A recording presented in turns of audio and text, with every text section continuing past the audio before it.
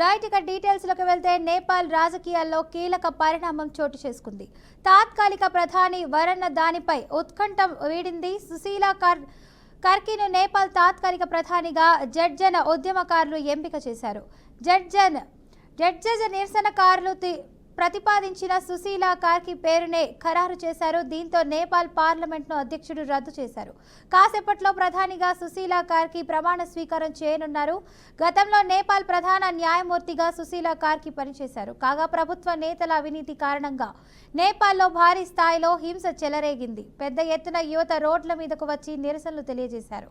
తీవ్ర హింసాత్మక ఘటనలు జరగడంతో ప్రధాని కీపే శర్మ ఓలీ సహా పలువురు మంత్రులు రాజీనామాలు చేశారు. దీంతో ఆందోళనకారులు కాస్త శాంతించారు.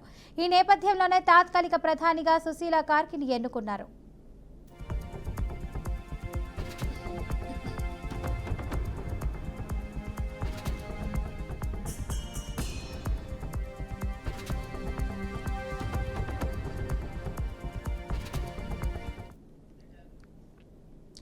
విశాఖ ఉక్కు కర్మాగారానికి ప్రైవేటీకరించేందుకు ప్రధానమంత్రి Narendra Modi operation silent killer చేపట్టారంటూ ఏపీ కాంగ్రెస్ అధ్యక్షురాలు వైఎస్ షర్మిల సంచలన ఆరోపణలు చేశారు. లక్షల కోట్ల విలువైన స్టీల్ ప్లాంట్ భూములను కైవసం చేసుకునేందుకు ఈ కుట్ర జరుగుతోందని ఆమె తీవ్ర స్థాయిలో విమర్శించారు. విశాఖ స్టీల్ ప్లాంట్ పరిరక్షణపై ఎంబీ భవన్లో నిర్వహించిన అఖిలపక్ష సమావేశంలో ఆమె ఈ వ్యాఖ్యలు చేశారు.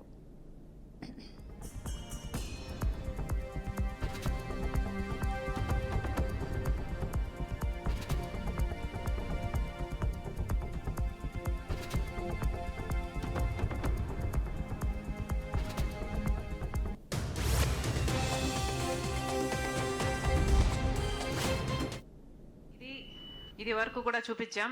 చంద్రబాబు గారు 2021లో కేంద్రానికి రాసిన లేఖ.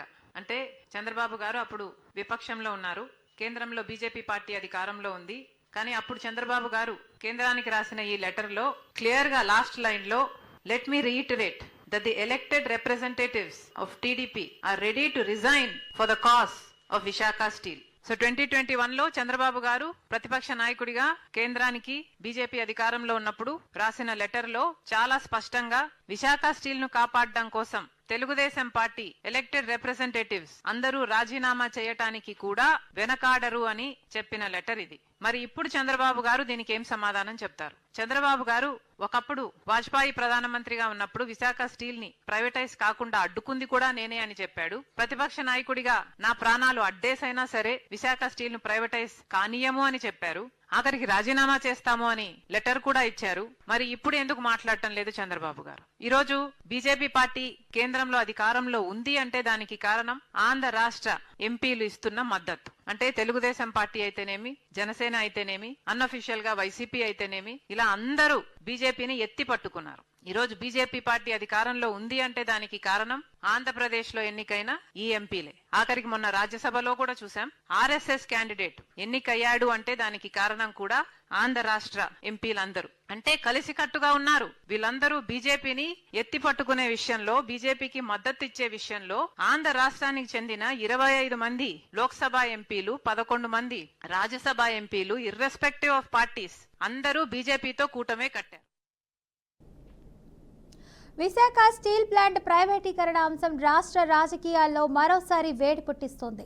ఈ వ్యవహారంపై మాజీ మంత్రి, వైసీపీ ఎమ్మెల్సీ బొత్స సత్యనారాయణ కీలక వ్యాఖ్యలు చేశారు. విశాఖ ఉక్కు పరిశ్రమను ప్రైవేటీకరణ కాకుండా అడ్డుకోవాలంటే అది ప్రజా ఉద్యమం ద్వారానే సాధ్యమవుతుందని స్పష్టం చేశారు. కేవలం నిరసనలతో కాకుండా ప్రజలంతా ఏకమై ఉద్యమిస్తేనే కేంద్రం వెనక్కి తగ్గుతుందని ఆయన అభిప్రాయపడ్డారు.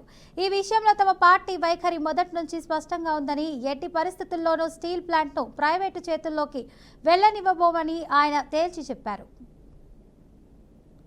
మేము ఒక నిర్దిష్టమైన ఈ రాష్ట్రంలో ఒక ప్రధాన ప్రతిపక్ష పార్టీగా, ముఖ్యంగా వ్యక్తిగతంగా నేను విశాఖపట్నం ఆ ఉత్తరాంధ్ర ప్రాంతానికి, ఆ కోస్తా ప్రాంతానికి చెందిన వ్యక్తిగా, ప్రధాన ప్రతిపక్షంగా మా బాధ్యతగా మేము చేస్తాం.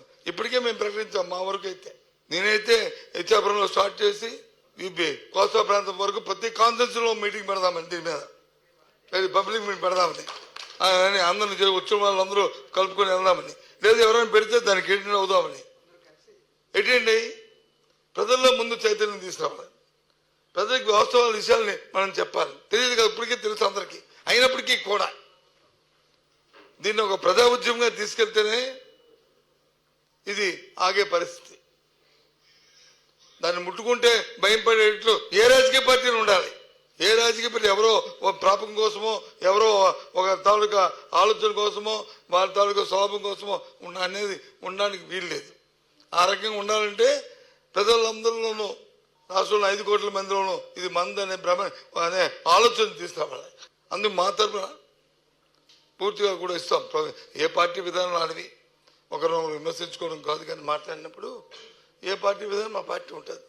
మాకు కావాల్సింది ఏదైతే విశాఖ ఉక్కు పరిరక్షణ సమితి మీరు ఏ నిర్ణయం తీసుకుంటారో ఈ విశాఖ ఉక్కుని కాపాడుకోవడానికి ఎంత స్థాయికైనా ఏ విధమైన ఆలోచనతో ముందుకెళ్తే పూర్తిగా 100% మేము అనుకుంటాం.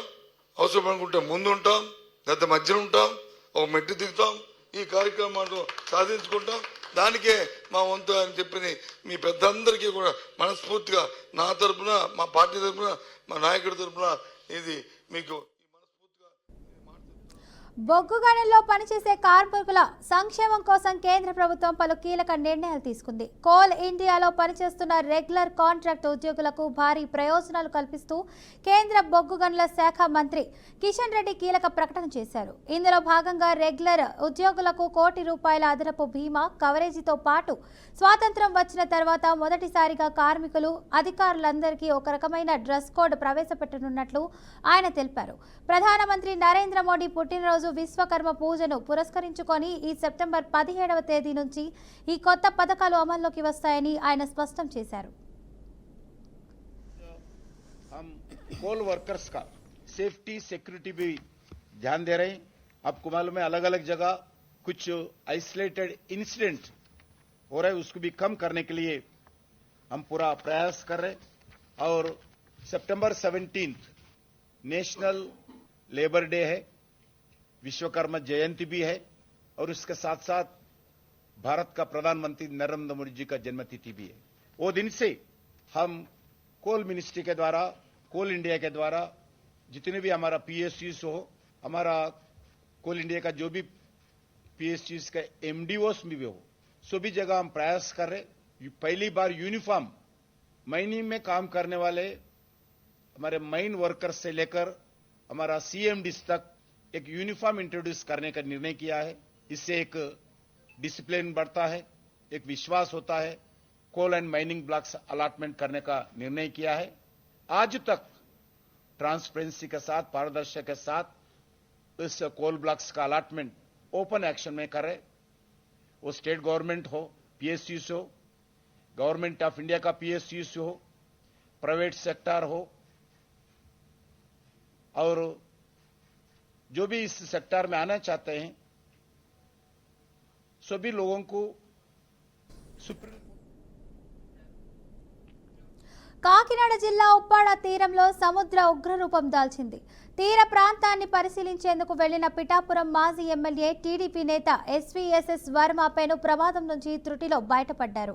ఆయనను అలలు చుట్టుముట్టడంతో అక్కడున్న వారు ఒక్కసారిగా ఉలిక్కిపడ్డారు. బంగాళాఖాతంలో ఏర్పడిన అల్పపీడనం కారణంగా ఉప్పాడ తీరంలో అలలు ఉవ్వెత్తున ఎగిసిపడుతున్నాయి. దీని ప్రభావంతో ఉప్పాడ కాకినాడ బీచ్ రోడ్డు తీవ్రంగా దెబ్బతింది. భారీ కెరటాల తాకిడికి రోడ్డు కోతకు గురై పూర్తిగా ధ్వంసమైంది. ఈ పరిస్థితిని పరిశీలించడానికి వర్మ అక్కడికి వెళ్లారు. ఆయన పరిస్థితి అంచనా వేస్తుండగా ఓ భారీ కెరటం ఒక్కసారిగా దూసుకొచ్చి ఆయన చుట్టుముట్టింది. అప్రమత్తమైన ఆయన వెంటనే వెనక్కి తిరిగి సురక్షితంగా బయటపడ్డారు.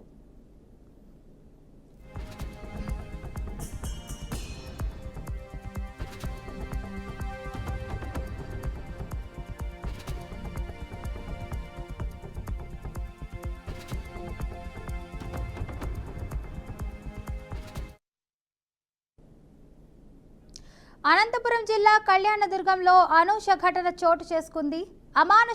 చోటు చేసుకుంది. అప్పుడే పుట్టిన నవజాత శిశువు గుర్తు తెలియని వ్యక్తులు ముళ్ల బొద్దల్లో పడవేసి వెళ్లిన ఘటన కలకలం రేపింది.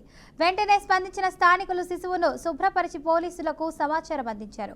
ఘటనా స్థలానికి చేరుకున్న పోలీసులు శిశువు ఎక్కడి నుంచి వచ్చింది, ఎవరు పడేశారు అనే కోణాల్లో దర్యాప్తు ప్రారంభించారు. ఘటనపై స్థానికులు తీవ్ర ఆగ్రహం వ్యక్తం చేస్తున్నారు.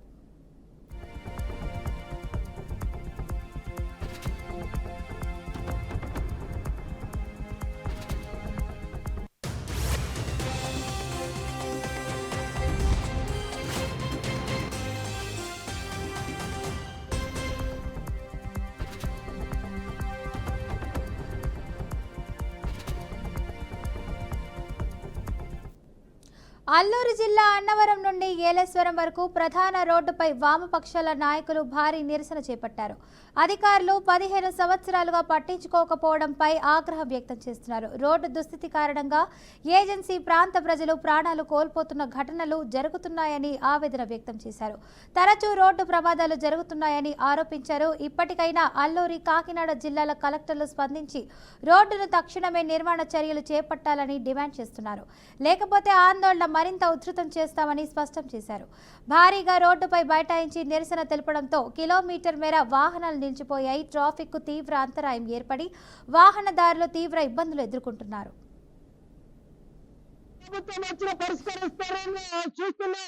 ఇదిగా అయిపోతుంది, అదిగా అయిపోతుంది అని చెప్పి ఆశలు పడతా ఉన్నాం. ఈ ఆశలతో ఈ ప్రాంతంలో ప్రయాణం చేసి ప్రాణాలు పోతా ఉన్నాయి తప్పితే ఈ రోడ్డు మాత్రం మాకు ఇప్పటికి రావటం లేదు. ఆ రోజు కూడా హామీ ఇచ్చారు. ఏం చేశారని ఈ రోజు ఆరంభ అధికారులకు, జిల్లా కలెక్టర్ గారికి ఓట్లతో గెలిచినటువంటి రంపసాని గారు, ప్రతిపాడు ఎమ్మెల్యే గారిని మేము అడుగుతా ఉన్నాం. ఏ హాస్పిటల్కి రావాలన్నా ఏలేశ్వరం రావాలి, ఎమర్జెన్సీ కేసులను రిఫరల్ చేయాలంటే కనుక మేము కాకినాడ వెళ్ళాలి. ఈ పరిస్థితుల్లో మేము చూస్తున్నాం 6 నెలల నుంచి ఈ రూట్ కి అంబులెన్స్ వెళ్లే పరిస్థితే లేదు. ఏంటో మీరు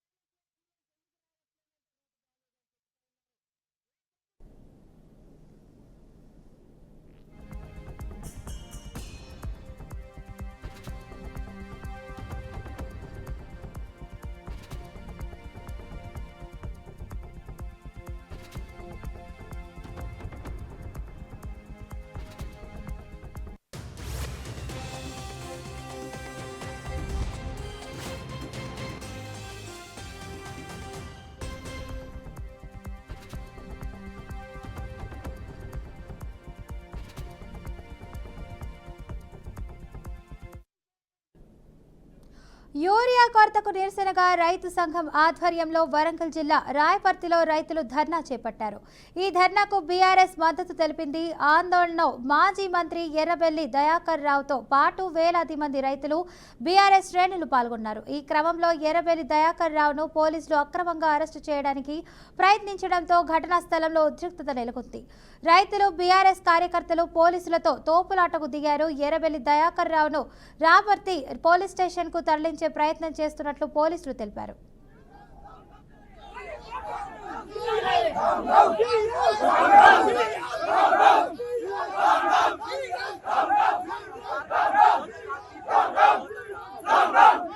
Come on!